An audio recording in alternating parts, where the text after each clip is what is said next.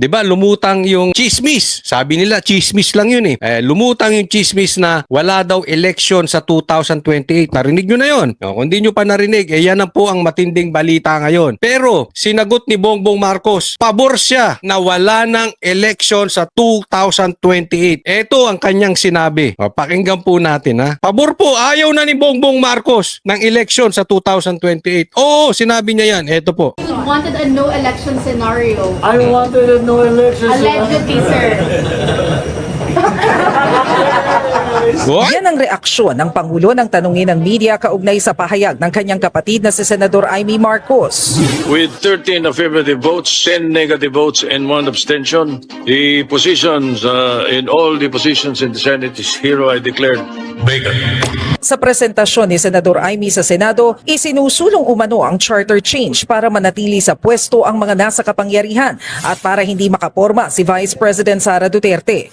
Nauna ng tinalak. Teka muna, bago tayo mapunta dyan kay Ate Claire, nakita nyo ha? Nakita nyo ang sagot. Nakita nyo ang sagot ni Bongbong Marcos. Ulitin lang natin. Oh. Your sister said that you wanted a no election scenario. I wanted a no election. Allegedly, sir. Maliwanag ha, maliwanag pa sa sikat ng araw. Ayaw mo ng election sa 2028. Ano sagot ni Bongbong Marcos? Alam niyo ibig sabihin nun? Gusto niya. Kasi tanda mo, tinanong siya noon, adik ka, di ba? Bakit ayaw mo magpa-drug test? Tawa-tawa siya. Why should I? Ganyan si Bongbong Marcos. Di ba kahit naman si Sandro, pagka hindi tawa-tawa, tawa-tawa. Pero, ang totoo, kayo natanungin ko, adik ba si Bongbong Marcos? Sige na, dito baka magkaiba-iba tayo. Pero kung sa tingin ninyo adik si Bongbong Marcos, parehas na parehas yung sagot niya patungkol sa drug test. Hindi nyo nakita? Yun lang, tinawan-tawanan niya. Eto, siguro nasabihan siya ni Lisa, tatanungin ka ng media ha, about sa no election. Huwag ka na namang tatawa-tawa. Mahahalata. Di ba ganun? Ganun lang siya. Why should I? Eto naman, instead na tumawa, bakit? Bobo eh. Totoo naman, bobo to. Hindi nito kayang sumagot sa media ng on the spot. So para hindi siya mahuli, ganun na lang ang sagot niya. Pero yun ang nakakatakot doon. Obviously, si Bongbong Marcos, pag nagsisinungaling, ganyan ang reaksyon. Diba? Kaya nga, ang tanong ko sa inyo, naniniwala ba kayong adik si Bongbong Marcos? Kasi kung totoong adik si Bongbong Marcos, at ganun ang sagot niya dati, parehas na parehas ang sagot niya ngayon. Kaya ako naniniwala ako, pinaplano at gumagalaw na si Bongbong Marcos para wala tayong eleksyon. Nakakatakot po yan. Tuloy natin dito kay Claire ha. As Officer Claire Castro, aniya, palaking sumusunod sa batas ang Pangulo. Meron tayong batas patungkol sa susunod na eleksyon, 2028. So, nakakasiguro tayo na ang Pangulo ay susunod sa batas. Ang tanongin nyo, kung si Senator Amy ba ay nakakasiguro na ang kanyang sinasabi ay totoo.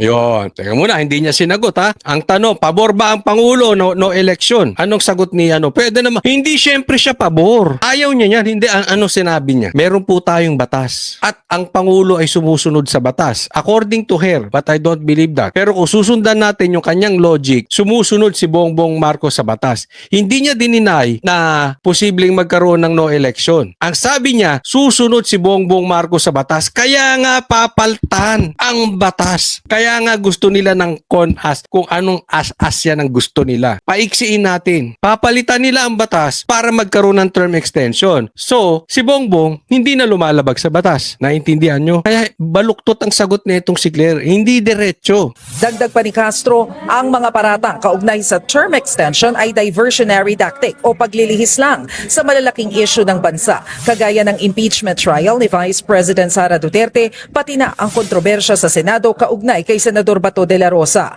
Pasado 1:30 ng hapon. Kaya ito, abangan ninyo. Kasi ang Banateros, meron po kaming mai-interview na kasama mismo doon sa meeting na itong nila Tito Soto na pinag-uusapan mismo itong no election. Abangan po nyo yan. Akala nila makakalusot sila. Hindi po, pinaplano po talagang nila yan. Nang tumulak si Pangulong Bongbong Marcos patungo rito sa Tokyo, Japan para sa 4 na araw na state visit. Kasama niya sina First Lady Liza Marcos at iba pang cabinet officials. Nako, patay na.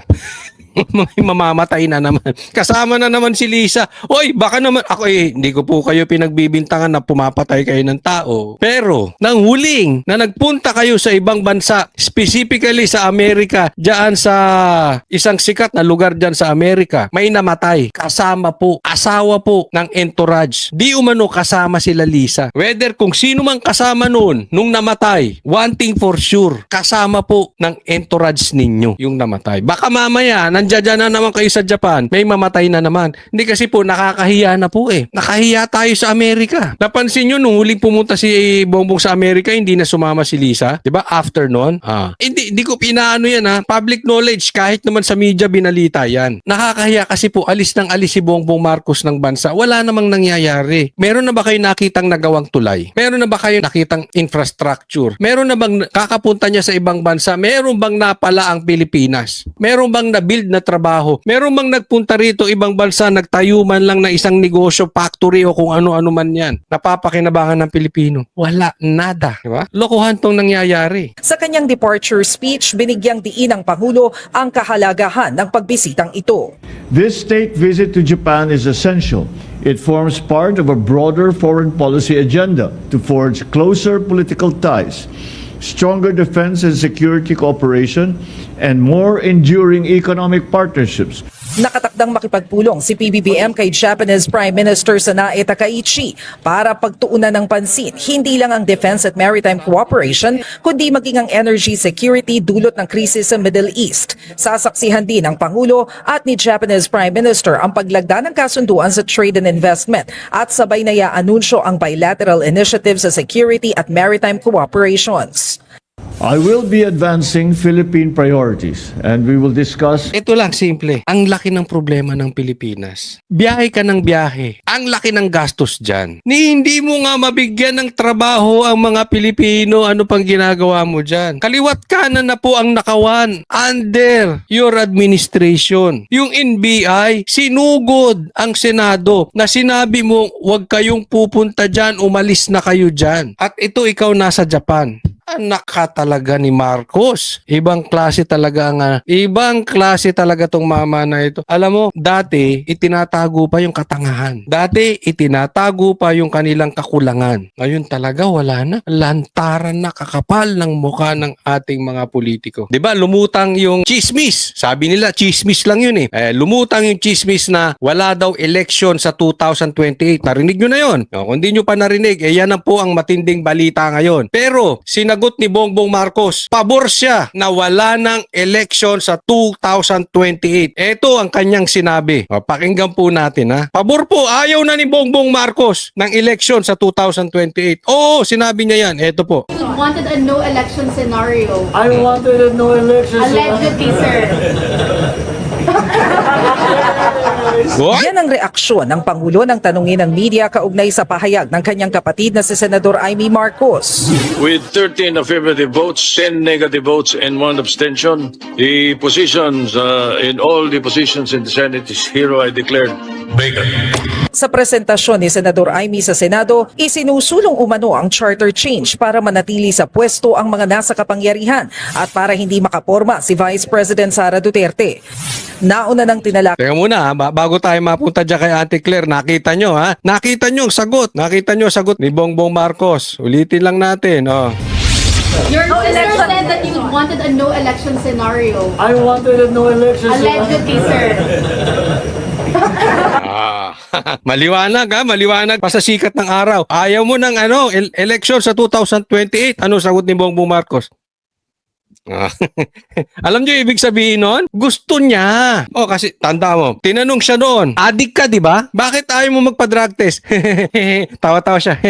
Why should I? Ganyan si Bongbong Marcos. Di ba kahit naman si Sandro, pagka hindi tawa-tawa, tawa-tawa. Pero, ang totoo, kayo natanungin ko, adik ba si Bongbong Marcos? Sige na, dito baka magkaiba-iba tayo. Pero kung sa tingin ninyo adik si Bongbong Marcos, parehas na parehas yung sagot niya patungkol sa drug test. Hindi nyo nakita? Yun lang, tinawan-tawanan niya. Eto, siguro, nasabihan siya ni Lisa, tatanungin ka ng media ha, about sa no election. Huwag ka na namang tatawa-tawa. Mahahalata. Di ba ganun? Ganun lang siya.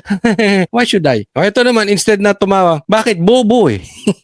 Totoo naman, bobo to. Hindi nito kayang sumagot sa media ng on the spot. So para hindi siya mahuli, ganun na lang ang sagot niya. Pero yun ang nakakatakot doon. Obviously, si Bongbong Marcos, pag nagsisinungaling, ganyan ang reaction. Diba? Kaya nga, ang tanong ko sa inyo, naniniwala ba kayong adik si Bongbong Marcos? Kasi kung totoong adik si Bongbong Marcos, at ganun ang sagot niya dati, parehas na parehas ang sagot niya ngayon. Kaya ako naniniwala ako, pinaplano at gumagalaw na si Bongbong Marcos para wala tayong eleksyon. Nakakatakot po yan. Tuloy natin dito kay La Clara. As Officer Claire Castro, aniya, palaking sumusunod sa batas ang Pangulo. Meron tayong batas patungkol sa susunod na eleksyon, 2028. So, nakakasiguro tayo na ang Pangulo ay susunod sa batas. Ang tanongin nyo, kung si Senator Amy ba ay nakakasiguro na ang kanyang sinasabi ay totoo. Yon, teka muna, hindi niya sinagot ha. Ang tanong, pabor ba ang Pangulo no election? Anong sagot niya? Pwede naman. Hindi syempre siya pabor. Ayaw niya yan. Hindi, ano sinabi niya? Meron po tayong batas. At ang Pangulo ay sumusunod sa batas. According to her, but I don't believe that. Pero kung susundan natin yung kanyang logic, sumusunod si Bongbong Marcos sa batas. Hindi niya dininay na posibleng magkaroon ng no election. Ang sabi niya, susunod si Bongbong Marcos sa batas. Kaya nga papaltan ang batas. Kaya nga gusto nila ng CONAS kung anong as-as yan ang gusto nila. Paiksiin natin. Papalitan nila ang batas para magkaroon ng term extension. So, si Bongbong hindi na lumalabag sa batas. Naintindihan nyo? Kaya baluktot ang sagot nitong si Claire. Hindi diretso. Dagdag pa ni Castro, ang mga paratang kaugnay sa term extension ay diversionary tactic o paglilihis lang sa malalaking issue ng bansa, kagaya ng impeachment trial ni Vice President Sara Duterte, pati na ang kontrobersya sa Senado kaugnay kay Senador Bato de la Rosa.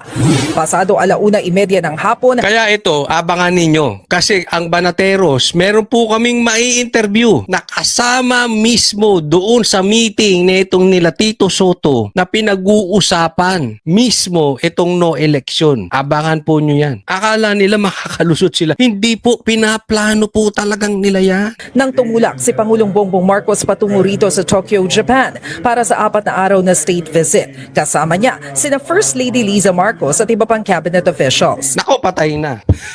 May mamamatay na naman. Kasama na naman si Lisa. Oy, baka naman ako hindi ko po kayo pinagbibintangan na pumapatay kayo ng tao. Pero nang huling na nagpunta kayo sa ibang bansa, specifically sa Amerika, diyan sa isang sikat na lugar diyan sa Amerika, may namatay. Kasama po, asawa po ng entourage. Di umano kasama sila Lisa. Whether kung sino mang kasama noon nung namatay, one thing for sure, kasama po ng entourage ninyo yung namatay. Baka mamaya nandiyan na naman kayo sa Japan, may mamatay na naman. Hindi kasi po, nakakahiya na po eh. Nakahiya tayo sa Amerika. Napansin nyo, nung huling pumunta si Bongbong sa Amerika, hindi na sumama si Lisa. Diba? After nun.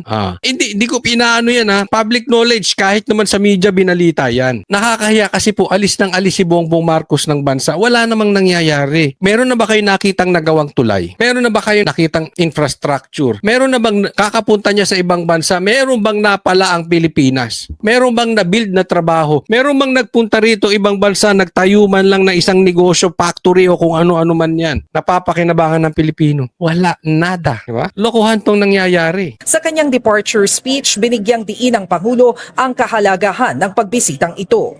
This state visit to Japan is essential.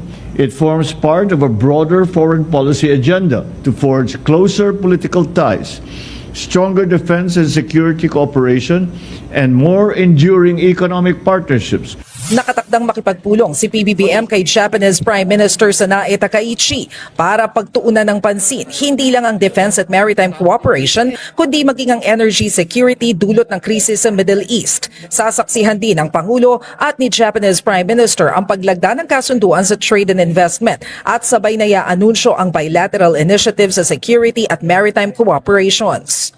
I will be advancing Philippine priorities and we will discuss. Ito lang, simple. Ang laki ng problema ng Pilipinas. Biyahe ka ng biyahe. Ang laki ng gastos dyan. Hindi mo nga mabigyan ng trabaho ang mga Pilipino. Ano pang ginagawa mo dyan? Kaliwat kanan na po ang nakawan under your administration. Yung NBI, sinugod ang Senado na sinabi mo, huwag kayong pupunta dyan, umalis na kayo dyan. At ito, ikaw nasa Japan. Anak ka talaga ni Marcos.